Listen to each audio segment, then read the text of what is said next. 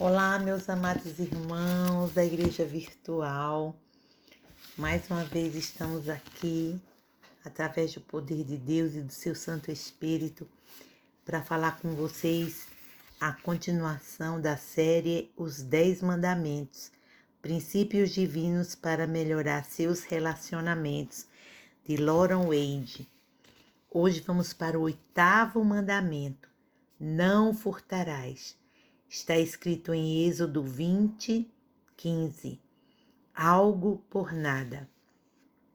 Tem um homem na janela. Não me lembro de ter sido despertado tão abruptamente do sono como ouvi minha esposa dizer essas palavras, relata o pastor Lauren. Estavam na cidade do México para um breve período de férias com o filho Davi. Naquela noite agradável de verão, eles tinham dormido com a janela aberta para desfrutar a brisa. Era uma janela no 3º piso, então acharam que estavam seguros. Por alguns longos segundos, o pastor fixou os olhos na vaga sombra da janela e era difícil saber o que realmente ele estava vendo. Mas quando ele viu que aquela sombra estava se balançando, se mexendo, ele percebeu que se tratava de um homem. Então, no momento em que ele estava para tranquilizar sua esposa e seu filho que estava tudo bem, ele percebeu que era realmente um homem tentando entrar no quarto deles. Agora ele fala: antes de prosseguir, gostaria de parar e fazer uma pergunta. O que você acha que aquela pessoa queria? Para você, a pergunta parece absurda? Não é difícil adivinhar que ele planejava levar alguns dos pertences daquelas pessoas. Mas ao fazer a pergunta, ele quer abrir um pouco mais a questão e, quem sabe, explorar o significado do roubo propriamente dito. Então, eu vou falar aqui para vocês 14 tipos de roubo. O primeiro, furto. O tipo tradicional de furto significa tirar alguma coisa sem o consentimento do proprietário, tomar emprestado e não devolver, apropriar-se de algo sem pagar. Isso é furto puro e simples. Segundo, cópia ilegal. Significa fazer uma cópia que prive o autor, artista ou editor de seus direitos autorais, que envolva material impresso, digital ou em qualquer outro formato. Terceiro tipo, plágio. É apresentar a obra ou as respostas de outra pessoa como se fossem suas, a fim de obter nota ou outro benefício para si mesmo. Quarto tipo de roubo, manipulação da informação. Trata-se de obter ganho ou vantagem pessoal mediante o mentir, exagerar ou dizer menos do que toda a verdade. Inclui fraude, trapaça, falcatrua ou qualquer espécie de engano que resulte em dano ou perda a outra pessoa, e também o uso de informação sigilosa para tirar vantagem de alguém. 5. O quinto tipo de furto, calúnia e difamação.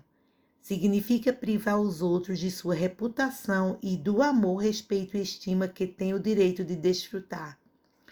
Sexto, relaxamento no emprego. Inclui agir como barata tonta, ser injustificavelmente preguiçoso no horário do expediente, fazer menos do que o seu trabalho quer, chegar tarde e sair cedo. Sétimo, desperdício. É esbanjar ou usar mal o tempo ou material que pertence a outra pessoa. Negligência. Inclui a atitude descuidada e outras formas de comportamento irresponsável que resulte em perda para outra pessoa. Superfaturamento. É especular e cobrar um valor excessivo por algo quando o comprador não tem outra escolha a não ser aceitar.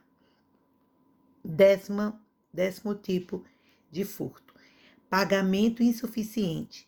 Significa pagar menos do que o valor justo por algo quando o vendedor está em desvantagem, ou pode envolver menos do que o salário justo quando o empregado está desesperado em busca de emprego. 11º, violência ou negligência para as crianças. Pais que não cuidam devidamente dos filhos estão furtando deles algo que é seu por direito.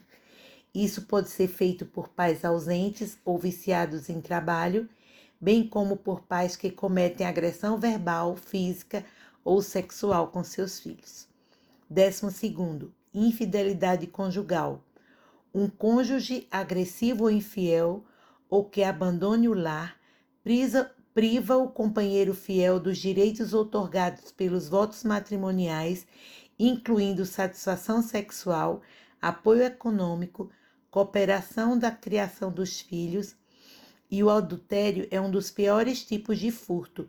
É tirar algo a que não temos direito e que pertence exclusivamente a outra pessoa. Sobre esse mandamento a gente falou na semana passada. 13º, sequestro, escravidão, encarceramento indevido. Deuteronômio 24:7 fala sobre isso.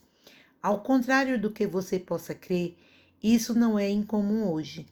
Segundo estatísticas das Nações Unidas, pelo menos 600.000 a 800.000 pessoas, principalmente mulheres e crianças, são traficadas anualmente entre um país e outro no mundo. Pode envolver aprisionamento indevido, mesmo que apenas 1% dos prisioneiros nos Estados Unidos não sejam culpados. Isso ainda representa mais de 10.000 pessoas inocentes atrás das grades. Muitos especialistas creem que a porcentagem real é mais alta. Em alguns países pode ser consideravelmente maior. 14º e último modo como se pode roubar uma pessoa ou uma instituição. Retenção do dízimo. Isso priva alguém da oportunidade de ouvir o evangelho, de encontrar paz, esperança e uma vida melhor. A devolução fiel do dízimo torna possível alcançar outros com as novas do amor de Deus. Malaquias 3:8. Você poderá pensar em outros tipos de furto. Agora vamos perguntar de novo: o que você acha que desejava aquele homem que subiu na janela do quarto daquele pastor Loron e da sua família? Ele tinha em mente exatamente a mesma coisa que todas as outras pessoas dessa lista querem. Querem alguma coisa que não conquistaram, algo que não é seu, o qual não tem direito. O ladrão da janela procurava obter alguma coisa por nada. Na Bíblia, em Gênesis 3:19, Deus faz a declaração: no suor do teu rosto comerás o teu pão. E o apóstolo Paulo, em Efésios 4:28, diz: aquele que furtava, não furte mais, antes trabalhe fazendo com as próprias mãos o que é bom, para que tenha com que acudir o necessitado. Paulo, mesmo preso, continuava trabalhando para não ser pesado aos irmãos. Ele mesmo diz isso. Percebeu que o furto tem duas partes? Primeiro, a manutenção própria, né? Como diz lá, no suor do teu rosto comerás o teu pão. E Paulo diz: aquele que furtava, trabalhe, não furte mais.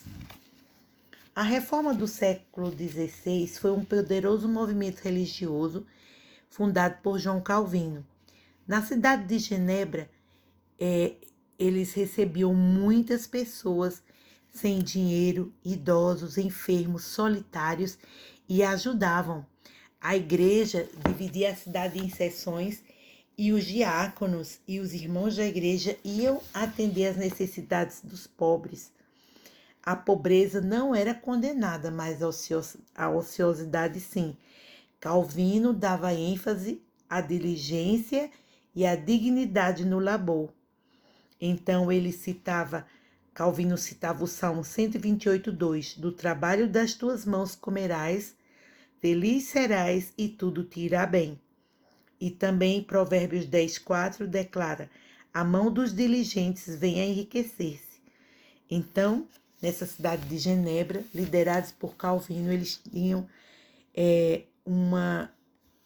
um trabalho muito interessante, muito bonito com os necessitados. Aquele ladrão, voltando à história do começo, ele foi para a janela daquele pastor Loron e o filho dele, o Davi, o que é que ele fez? Fez um barulho bem forte do Rei Leão e o ladrão disse assim: desculpe-me, por favor.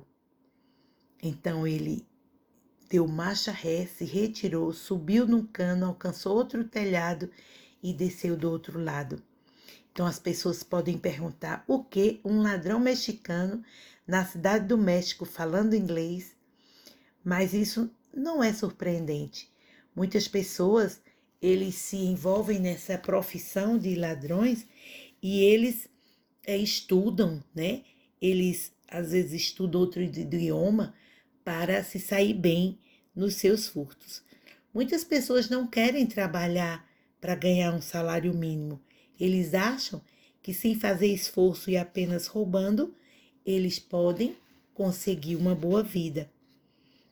E muitas vezes a gente se pergunta: será que eu posso pegar umas folhas aqui da escola? Afinal é do governo e ele não me paga bem.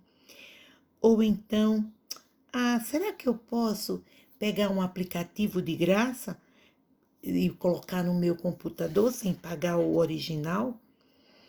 O governo arrecada muitos.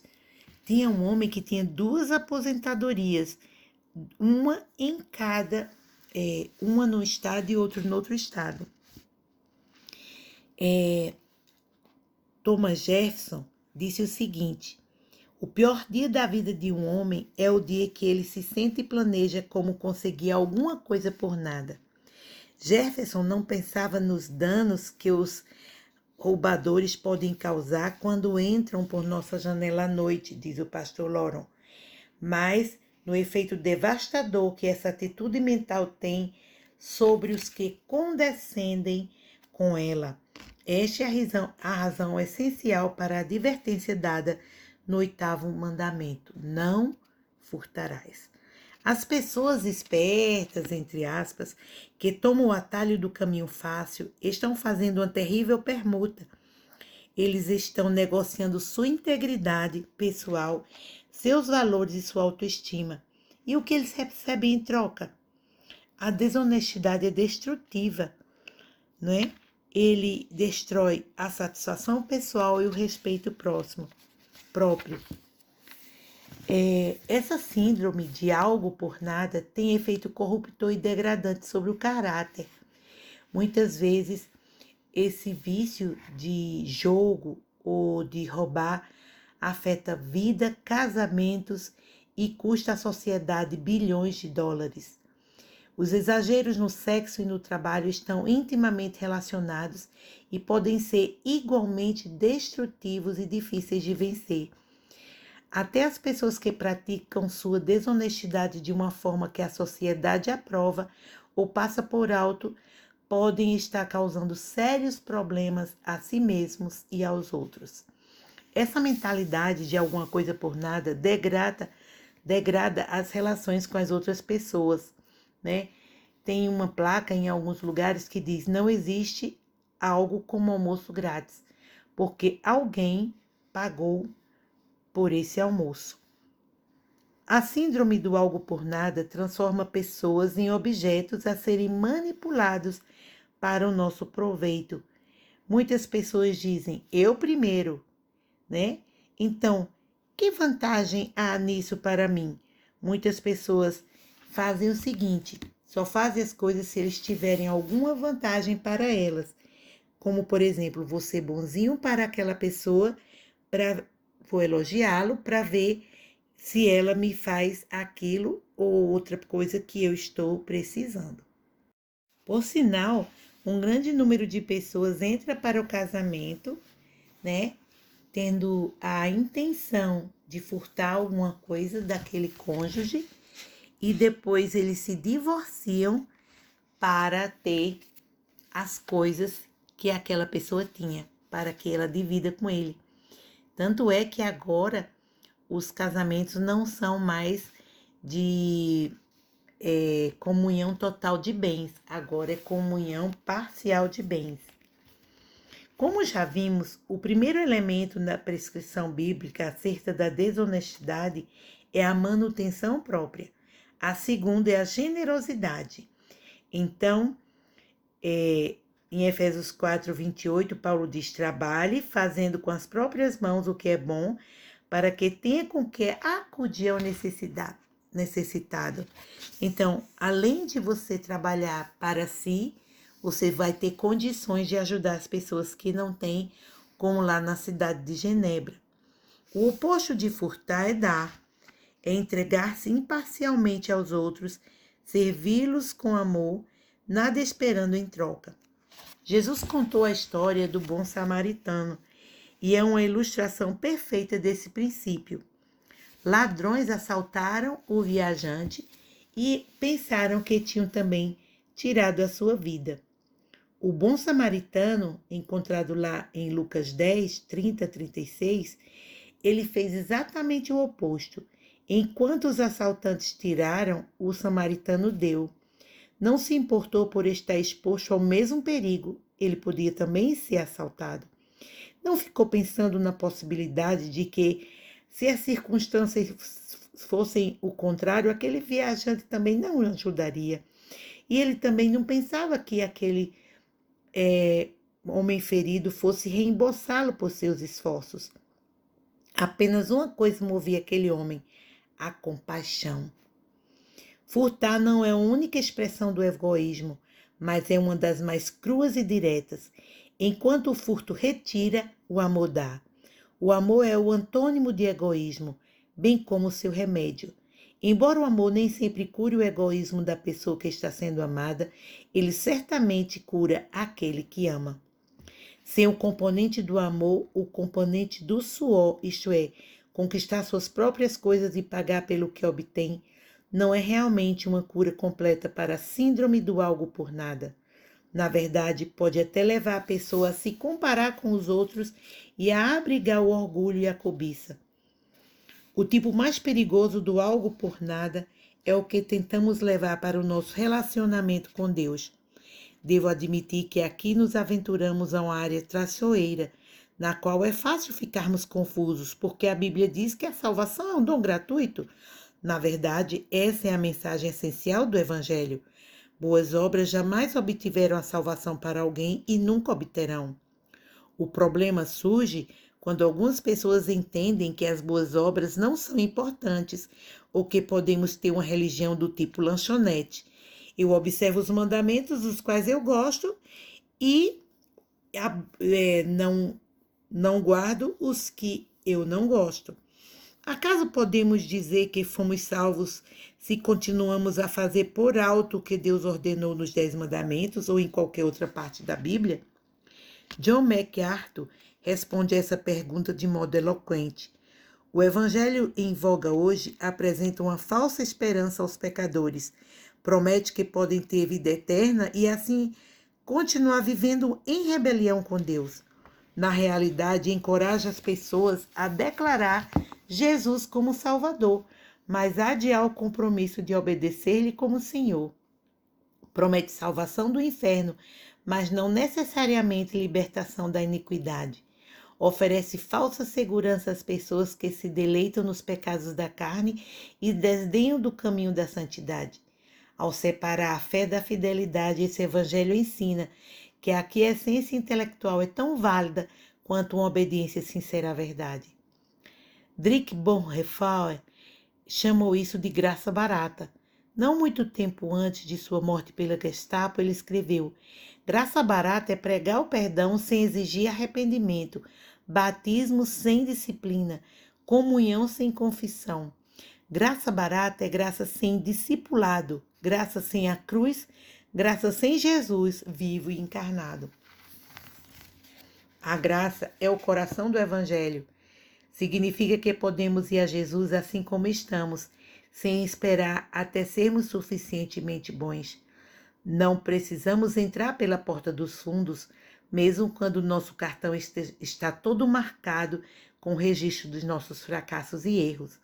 Por incrível que pareça, o Evangelho nos diz que podemos achegar-nos a Deus confiantemente, Hebreus 4:16. Mas essa graça espantosa significa que podemos simplesmente continuar pecando de maneira ousada? O apóstolo Paulo sabia que era isso que algumas pessoas pensavam. Por isso perguntou-lhes: que diremos, pois? Permaneceremos no pecado para que seja a graça mais abundante? Romanos 6:1. A mais eloquente resposta que já ouvi para essa pergunta vem de um homem que não tem nada de eloquente, o Berkeley Jones. Ele era um criminoso amargo e perigoso, considerado incorrigível pelas autoridades da penitência estadual de Oregon. Mas num dia glorioso, Jesus encontrou lugar no coração dele, e quando isso aconteceu, tudo mudou. Não muito tempo depois, Berkeley escreveu que alguém perguntara se ele já tinha sentido o desejo de voltar à vida que levava antes de conhecer a Jesus. Essa pergunta lhe pareceu totalmente absurda. Ele a comparou a um homem que está sendo resgatado de uma fossa sanitária e depois quer saltar de volta para dentro, sabendo que lá só tem podridão e morte. Por que iria alguém preferir um esgoto quando Jesus oferece saúde e cura para a alma? Respondeu ele.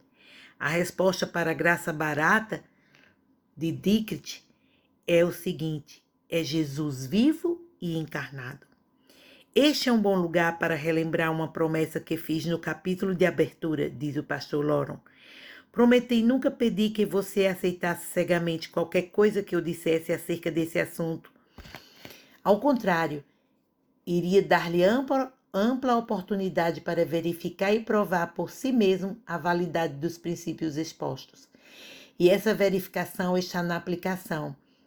Ele conclui dizendo que espera que você já tenha começado a testar esses princípios em sua vida, fazendo deles uma parte do seu universo. Se já o fez, sabe do que estou falando, diz ele, porque os resultados são imediatos e profundamente satisfatórios. Então, vamos continuar com Deus, obedecendo os seus mandamentos e lembrando de não furtar. Oremos. Querido Pai que está nos céus, hoje aprendemos vários tipos de furto e aprendemos também que não podemos furtar algumas realidades da Bíblia, obedecer a algumas que nos faz sentido e outras não. Temos que dedicar totalmente nosso corpo, nossa alma, nosso coração, nossas mãos e nossos olhos para Ti. Que não venhamos a olhar as coisas e querer furtar e querer fazer alguma coisa errada, achando que tudo bem, é o governo que paga. Não sou eu que pago mesmo. São essas algumas declarações que alguns já dissemos, Senhor. Mas perdoa-nos por termos furtado a alguém alguma coisa que a eles pertencia. Perdoa nossos pecados, acrescenta nossa fé e ajuda-nos a devolver os dízimos e as ofertas para que não furtemos a Ti, nosso Senhor. Obrigada, Pai, pelas promessas, pelas verdades, pelo Evangelho, pelas boas novas que estudamos na Tua Palavra. É o que te pedimos e agradecemos com o perdão dos nossos pecados e em nome de Jesus. Amém.